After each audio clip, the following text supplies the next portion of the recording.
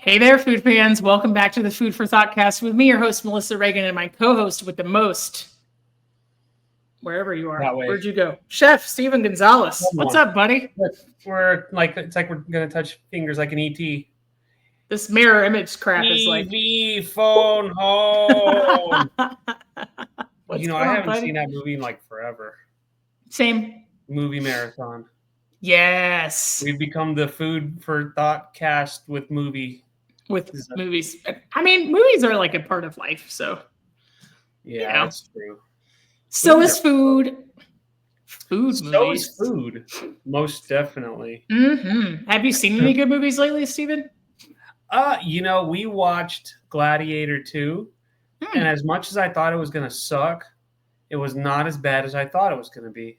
It was entertaining. I liked it. There was some stuff where even I was thinking to myself, okay, too much CGI, but okay, I see where they're going with it. Not bad. What about you? Sometimes you need it. I think the last or the most recent movie I watched was... what is that movie called? Good grief. Hold, please. Hold, I'm in the sun. hold, please. This is not the last movie I watched, but it was the best last movie I watched. It's called A Real Pain. It has Karen Culkin and Jesse Eisenberg in it. Oh, I heard that was a good one. It was really good. You should see it. But anyways, what was the most amazing thing you ate this week? We went to De Casa, and I told Gerardo, just make me whatever you want. They made me a pesto pizza, which was out of this world. Yes. Yeah. Cheese, pesto, simple. Nothing crazy. Just nothing simple, else on it? Amazing. Yeah, it's like a pesto and cheese pizza. Yeah, that's it though? Yeah. So Simple. just like a green cheese pizza? Pretty much, yeah. Sounds so good.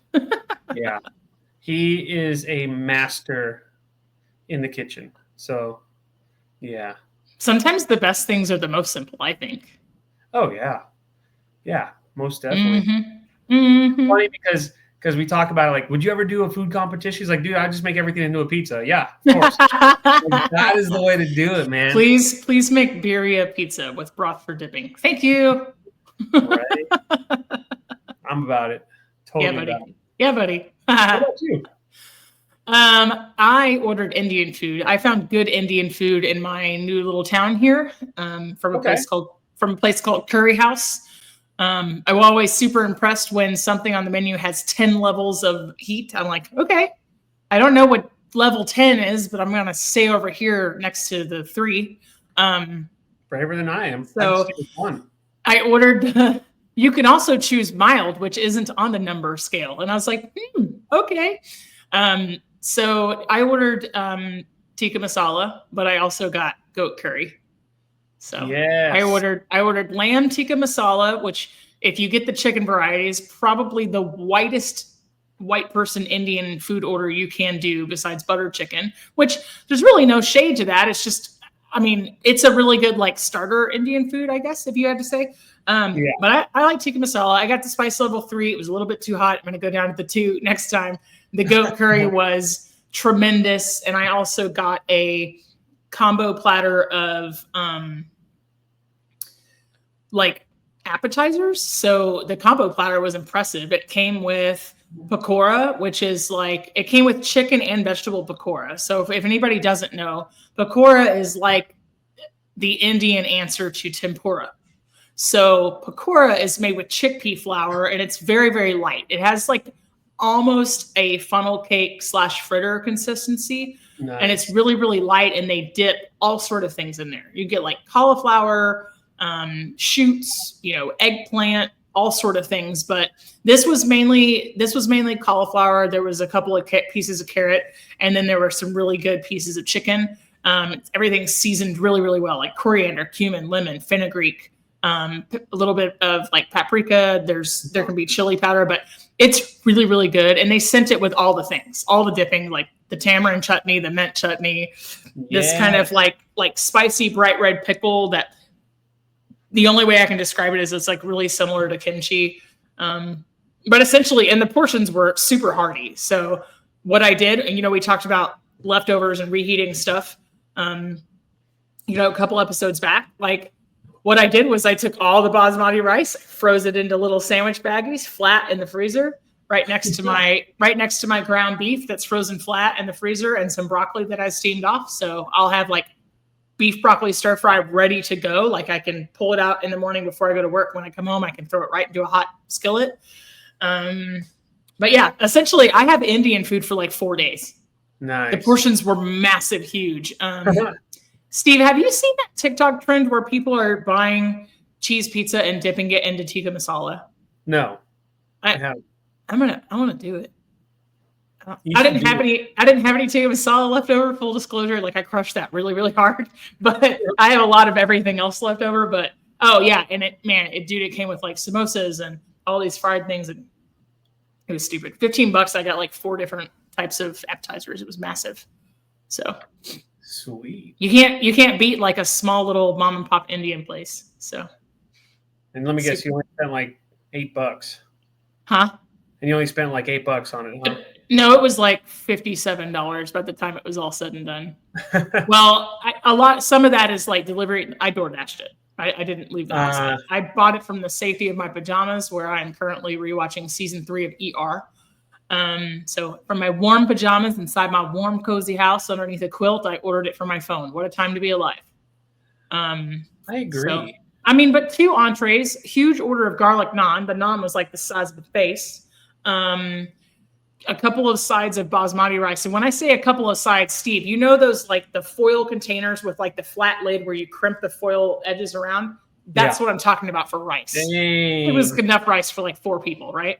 And then this appetizer platter. So I'm not mad at that. 2 entrees, naan, 2 sides of rice, the combo platter, the delivery fee, and the tip, $57. Like that's not bad. That is not bad at all. And I'm going to eat for like 3-4 days. So, if you divide it out, you're like, okay, well, could I go out to, let's say I got 3 days of food out of it. Well, could I go out to eat for less than $20? Appetizer, entree? I don't think so. Tip. Depends on where you are, right? You'd be cutting it really close. Yep. True. Hey, did you ever watch that Rachel Ray show back in the day, $40 a day? No. I tried to get into it, and then I just got bored, and I would change the channel. Sometimes I would just get mad because it was Rachel Ray, but yeah, like she would travel around to all these different cities and places, and she would do like breakfast, lunch, and dinner, a snack, and everything for like $40. And I'm like, yeah, 25 years ago, maybe. Right. It's wild. I was scrolling on social media, and I came across that one video where like Mexican moms react to her pozole. Oh my gosh, that one's so funny too. I feel like that's what happened. That's what happens like when Mexican moms look at any of my food content. They're probably like, this is awful. Oh no. Ironically, it would probably be a video where your mom? Is it your mom? Yeah, she's the one that puts like "you suck" on all the comments. And I'm like, go home, Mom. Get out of here. Shout out to Steven's mom. I'm sorry we didn't get to record an episode with you a couple of weeks back. My bad. I think I'm the one who had to bow out of that one. Shout out to Steven's mom. But hey, all you have to do on your social media is say it's Mexican inspired. That's true, but I'm too lazy to say that, and also I forget. There's an edit my way because that's what I want. And I think you'll like it because this is how I like to make it. Yeah. Not that I'm full of myself, but it's just like I know what I like, Absolutely. But if I ever made pozole, I would have to watch like a ton of like videos from like Mexican moms and make it like them because that's how you do it. You don't want to piss off the Mexican moms. Some of my most fond memories throughout the years have been when my staff gets to cook for me, and we get people from everywhere, right? Like I've worked with, and people have worked for me from Guatemala, Honduras, Venezuela, Peru, just everywhere. So we're talking far outside the realm of Mexico, but also in Mexico, right? And from plenty of areas of Mexico, right? Chihuahua, Jalisco, Monterrey, like all sort of places. But I mean, there is like this genuine deep down love and the love to entertain and feed other people. And it's a really, really beautiful thing. And like some of the best things I've ever eaten have come from my teams, like different places that I've worked over the years. But man, pozole, when it's cold outside and they're bringing in the crema and the cabbage and the radish and the and the lime wedge. And I'm like, yeah, yes, please. I would like a bowl the size of my head. Thank you. Like, so good. Yeah. So good. I know what you mean. So good. Yeah. Mm-hmm. So, what are we talking about today? What are we talking about? We started with we started with a short touch on movies, which could have gone down a terrible rabbit trail. Well, Steve, last year, right around this time, we did a retrospective of 2023, the year before.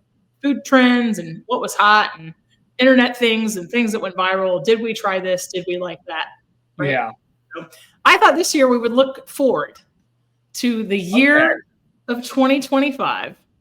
I have compiled a small list. It's not super long, but there are some different agencies that exist out there that will publish a list of things that they think will be trendy. So one of them is the Specialty Foods Association. The other one is the Good Housekeeping Institute. And a lot of brands have their own trend councils. So it'll be like a research board that they hire, either internally, like they bring on people to form their own research kind of council, or they'll hire somebody outside kind of through like a consulting deal. These are the people that places like New York Times, Food and Wine, and Food Network look to make their own predictions. And these are the councils and the boards and kind of like research groups where people like Lay's and Pringles are looking to form their next flavors, I feel like there would be like a lot of, like music that goes on and a lot of drugs that go on. Bum, bum, bum, bum. The next food trend is bum, bum, bum. Yuzu.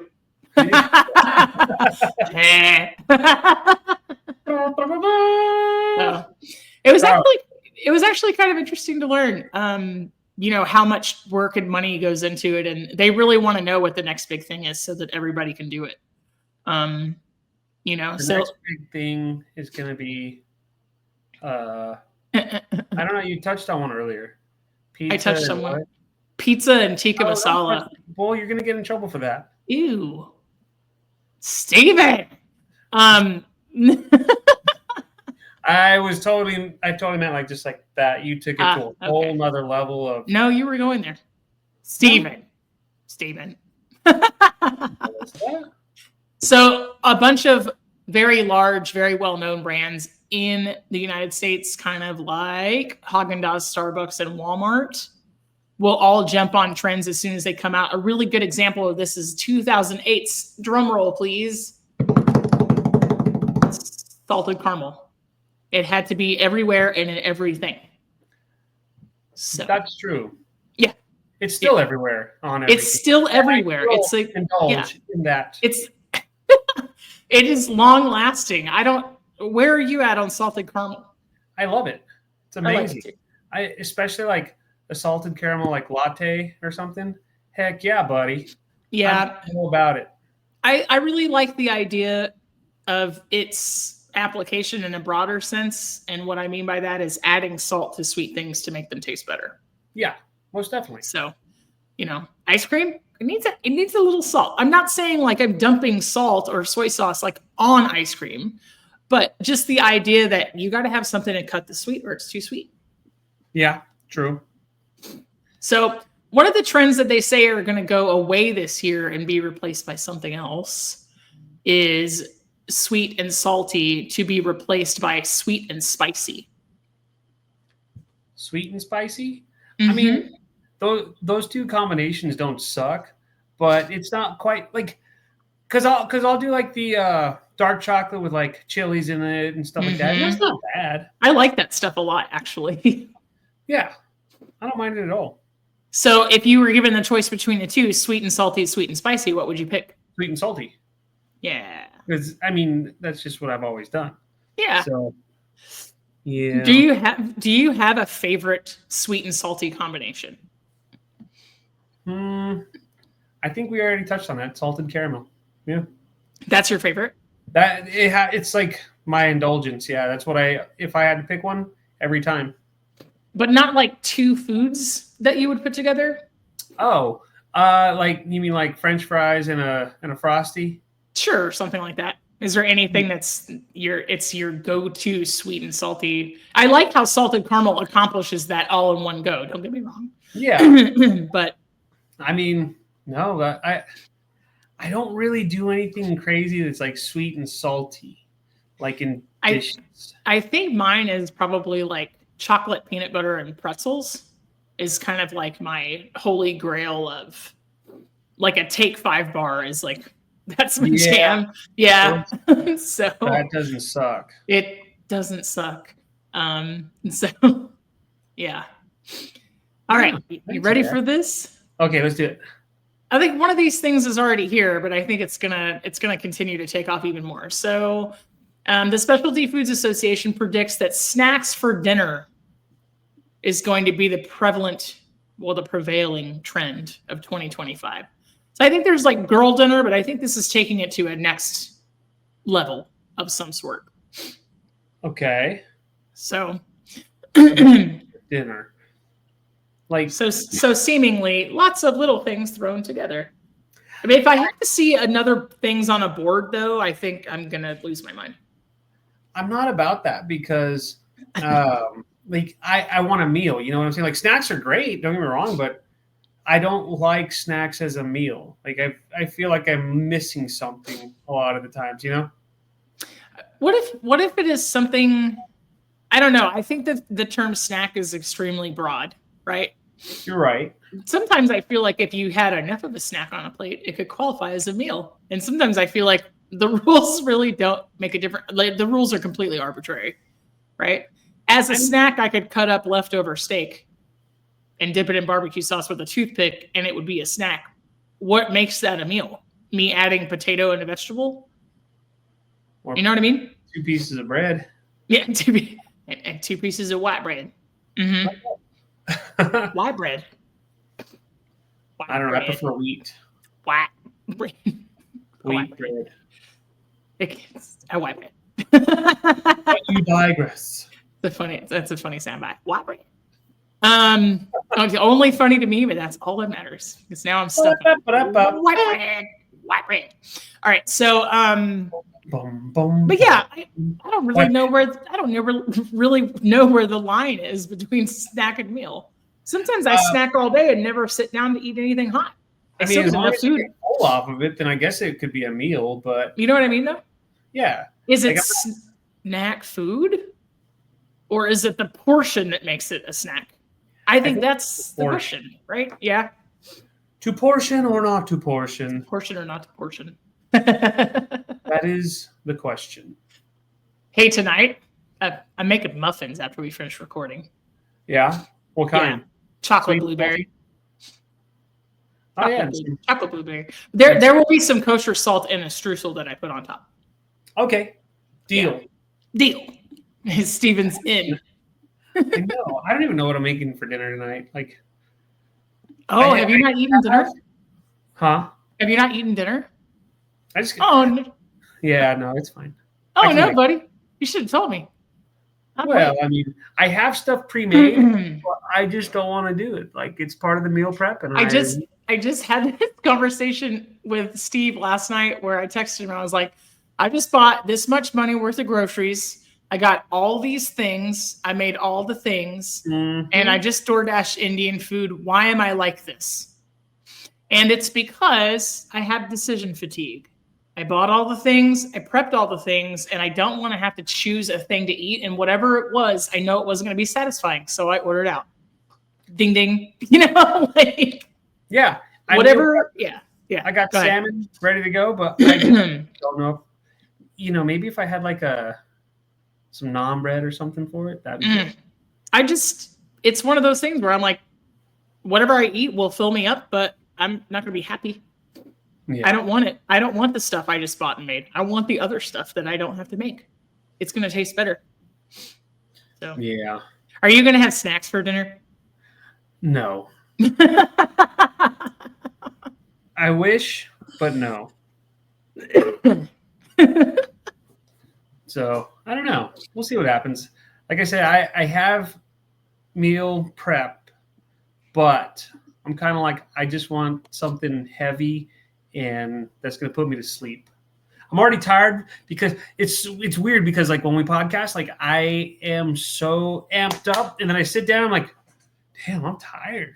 Yes, and I have like 3 hours of things to do after this, and I'm going to be like, I don't want to do anything. Right. It always happens. I think it's hard because it's like you never get to sit down. So then when you do, it's like all bets are off. Yeah. I kind of get like a standing desk to record these. I don't know. That's why I have a laptop. I can just walk around and do it. But hey, all right.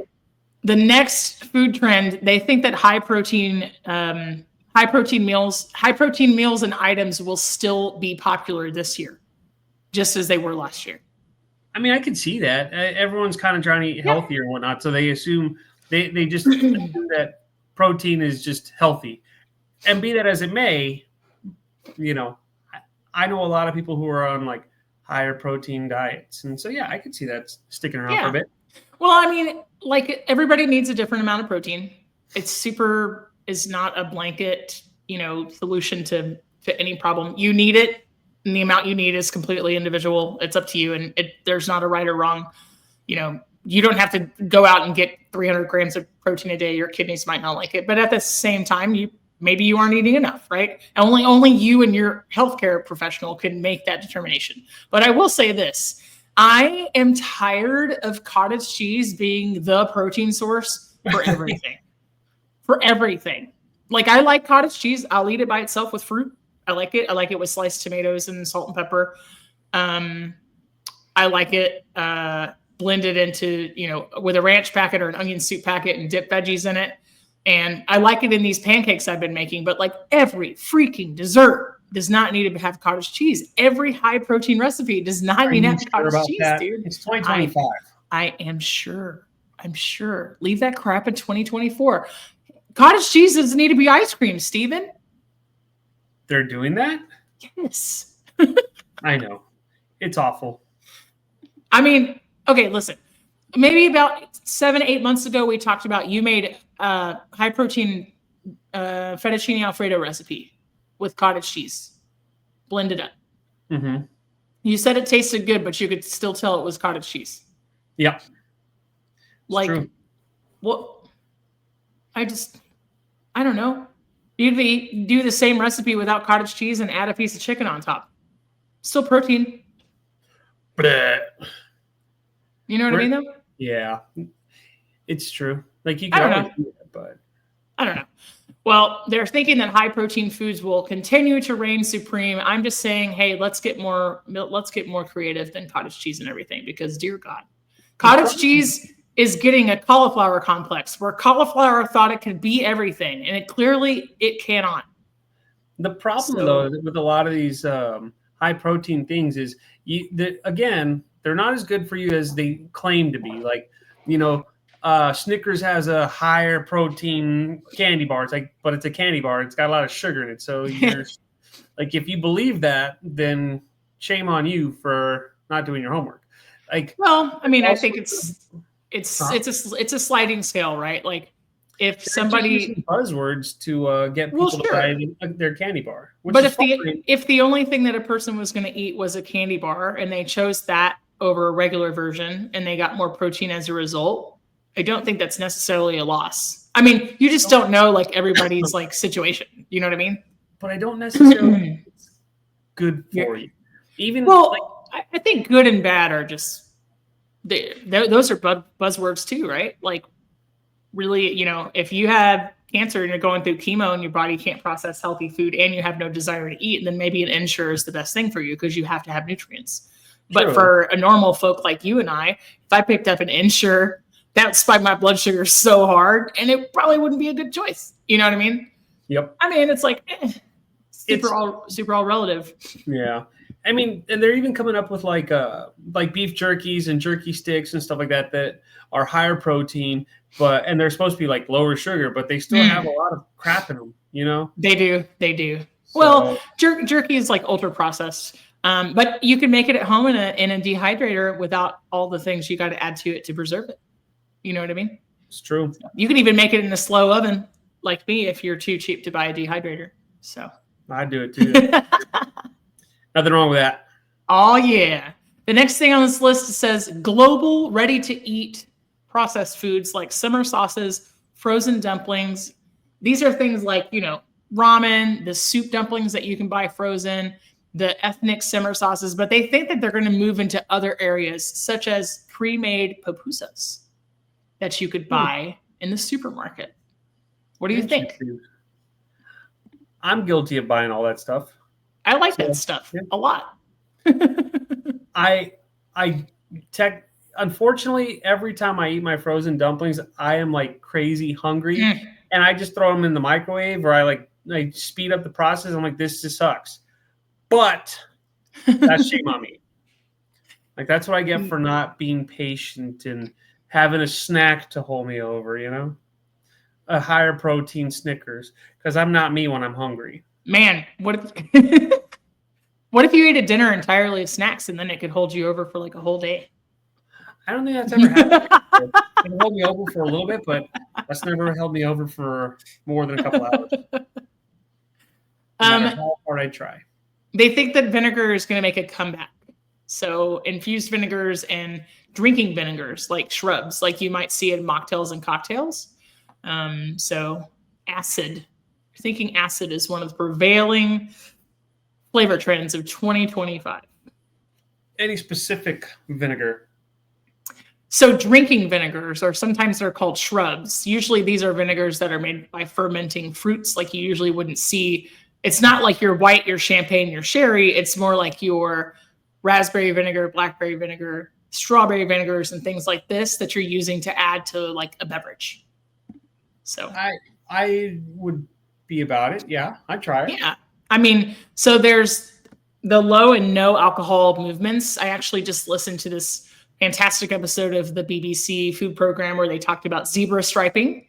Zebra striping is where you alternate one alcoholic beverage with one non-alcoholic beverage. I've heard people doing that when you go out. Yeah. And so they were talking about like, they were talking about like all these mocktails, that are out there. And so people are trying to find low sugar alternatives. And so that would include like these drinking vinegars as flavorings, which I think is pretty interesting. Oil-based hot sauces, Steve, like chili crisp and salsa matcha. They think these are going to have a huge resurgence. Like they're kind of popular, but they think they're going to become more popular than like the vegetable-based and chili-based hot sauces. Weird. More the oil-based, the shelf-stable stuff. I mean, they're really good. I like it too. I don't eat them that often, so. I go through a lot of chili crisp in my house. It's really good on top of avocado and toast. Nice. I'm a very negative Nancy right now. Like all these food trends, like some of them are like, okay, yeah, I'm about that. And then like the hot sauces and all that stuff, like, I can take it or leave it. Yeah. I mean, it's all relative, right? These are just the things that they've studied that they think are going to become trends. And a year from now, we could look back and say, like, that never happened. Whoever came up with this trend, stupid. Right? You're stupid. Botanicals and florals, like lavender and bergamot. I like lavender a lot. I don't use it very often, but I like lavender. I like lavender in potpourri. And that's it. I don't want my food. If I have lavender in my food, it's something very light. Like the essence, you get like the essence of it, and even then you get it so light that you have to really taste for it. You know what I'm saying? Yeah. Yeah, I like things like rose hips, hibiscus is a good one. That's a really good example of like a culinary floral.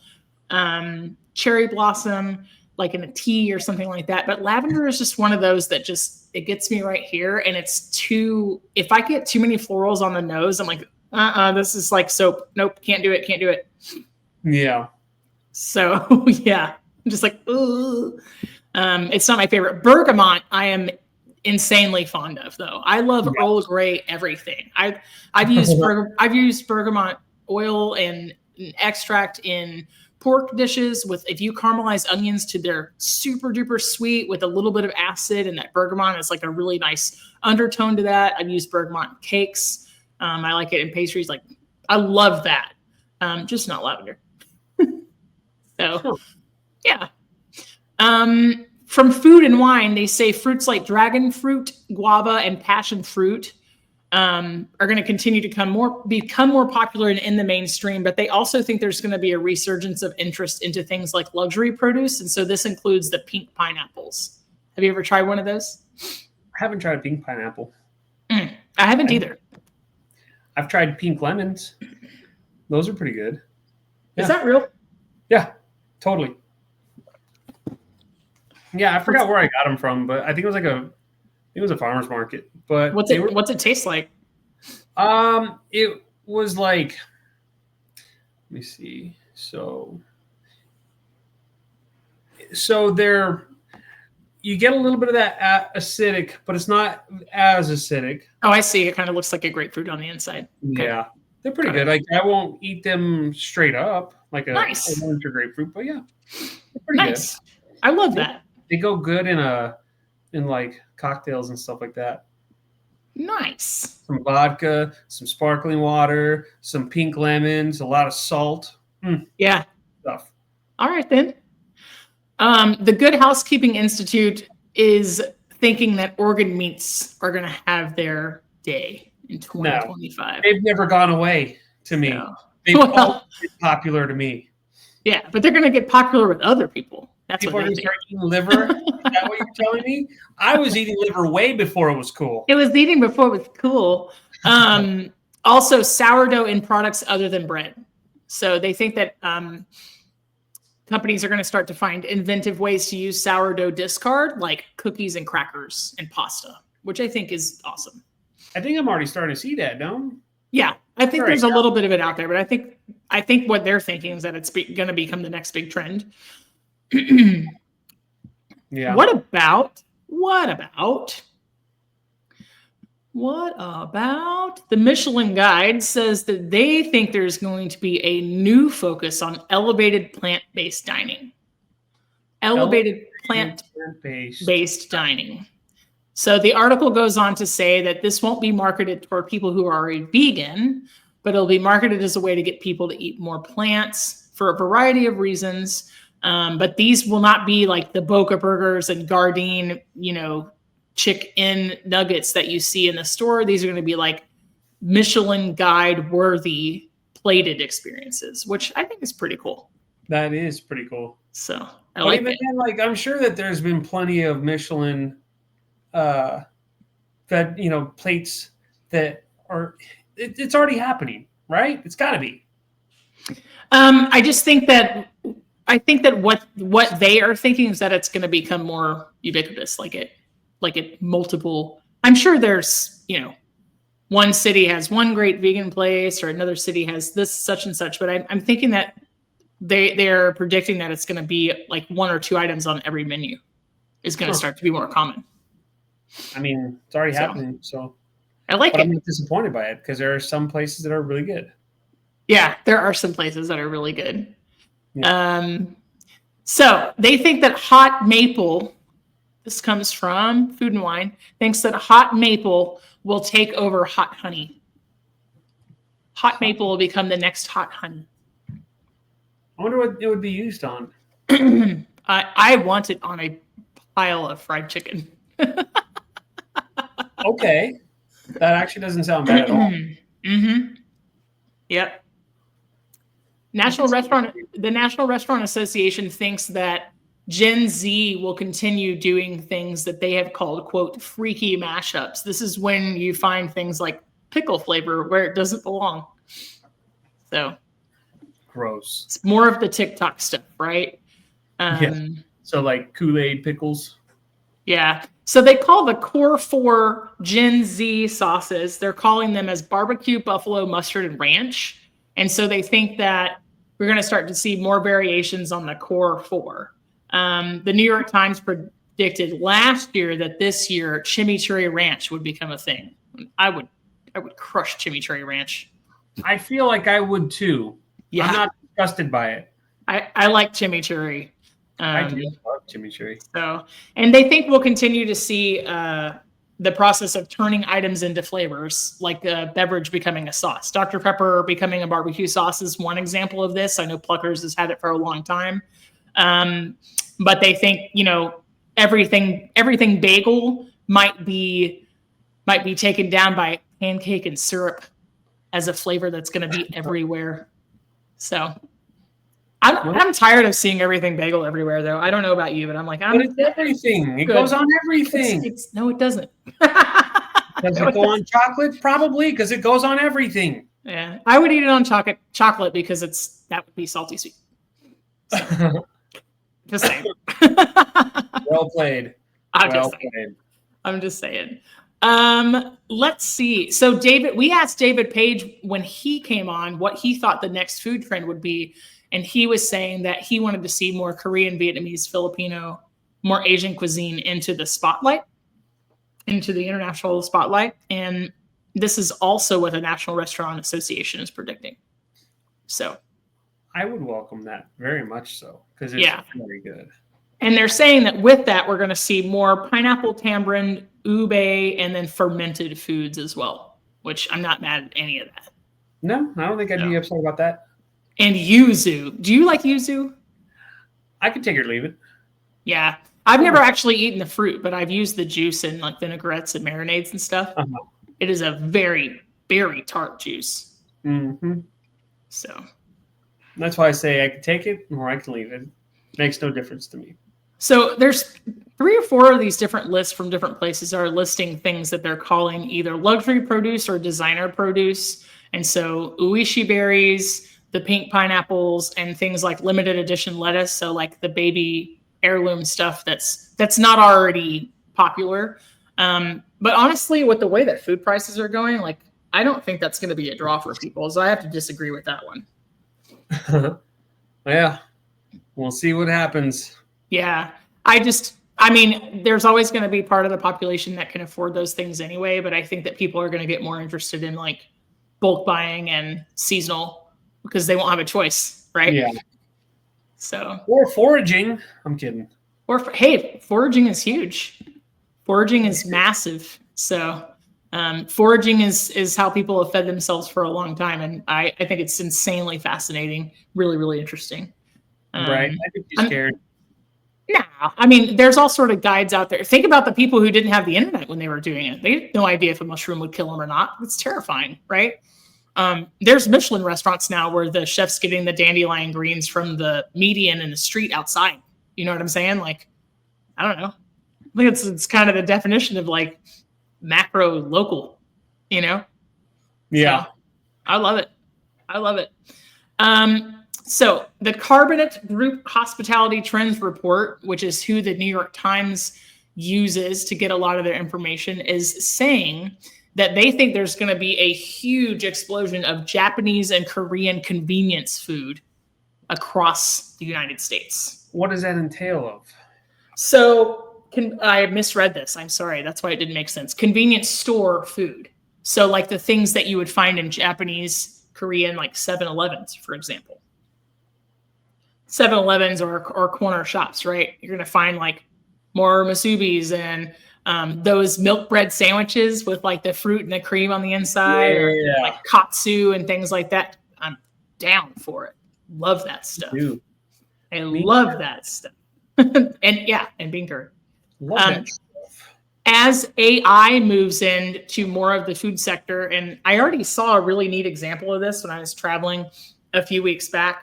In the Raleigh airport, there's a food hall that's completely digital. So there's 15 places that kind of cook into a commissary. You go up and order on your phone, and it comes through a window. Lots of places in Japan already have this, where you go into like a ramen restaurant and you sit in your own booth and you order digitally on a screen, and then it comes to you with no human interaction at all. So they think self-serve ramen concepts are going to be all the rage, and that there's going to be more like AI, assisted type dining experiences, which I think is pretty cool. Yeah, I agree. Yeah. So, and I like ramen a lot. Ramen is good. I like it so much. Life. Not really. Ramen is like, dude, it is, I eat a whole lot of it. So I'm not going to lie. I'm not going to say it's not life. I'm not going to say it's life, but I'm also not going to say it's not life. So, yeah. I think my blood is like 30% ramen right now. A lot of sodium in there. All right, so some of the flavors of the year, some of the things that they're calling the flavor of the year. Pistachios. Okay. I feel like that's already been done, but okay. Miso. Again, I can remember when that was a big thing, like in 2011, 2010. Yeah, I think it's like those flavors don't suck. There's nothing wrong with it. If it makes a comeback, that's great. But yeah. I think it's cyclical, right? Everything kind of has its day and then comes back around. And I mean, 2008 was like sriracha had freaking bacon everything, Yeah. Bacon everything, especially. And then you got the bacon chocolate bars and the bacon candy bars and everything else. Mm-hmm. So they think that it'll be that type of year for pistachios, for miso. I wish, though, that when people used miso, they would use like the more hearty, complex color variations of it. Yeah. Like just not that there's anything wrong with regular old miso soup. Like if you're going to eat it at a place where you're going to have sushi and it's like the white miso, that's cool. But dude, the red miso is so much better in my opinion. Yeah, I agree. So, and please use it for things that aren't soup. Good Lord. It's awesome. So it's awesome. It's awesome. Yeah. This is kind of what I got. These were the most interesting things. A lot of the list had overlap, of course, because they're looking at different parts of the country, and a lot of the trends will overlap between states and regions. Uh-huh. They think there's also going to be a revival of kind of this like 80s style decadence, which is going to make caviar more popular again. Yes. So I'm like, hey, when was it not popular? Just saying. I don't know. The last few days we've been watching TV, and they've been, incorporating caviar, like in at least 3 different shows that we were watching. Like, it's cool. Hey, I've never not liked it. I get why people don't like it. I like a strange texture. I like to taste new things. So I will seek out things like that on purpose. And I know some people don't. And so it's like, okay. Also, drink pairings. So in the beverage world, they think that drink pairings that aren't wine are going to start to become more popular, maybe even more popular than wine and food pairings. So that includes mocktails and other non-alcoholic options, which I think is pretty awesome. So yeah, nice. So yeah, well, Steve, I just wanted to dive into this with you. I think it's going to be an exciting year for food. I think so too. I think we'll definitely get a lot of good content throughout the year with all this stuff that's popping up, and it's our responsibility to follow up on those and share with everyone. You got to know what's going on. At least one time in 7 out of 8 job interviews, I think I always get like, how do you keep up with what's popular, or how do you know what the food trends are, or where do you get your food news from, or like, I think chefs definitely need to know. You know what I mean? So it can't just be bacon sriracha sliders all the time. Not that, it sounds pretty good, but. True. Sounds pretty good, though. Well, Steve, go eat dinner, man. Okay. I'll talk to you later. Bye. Bye.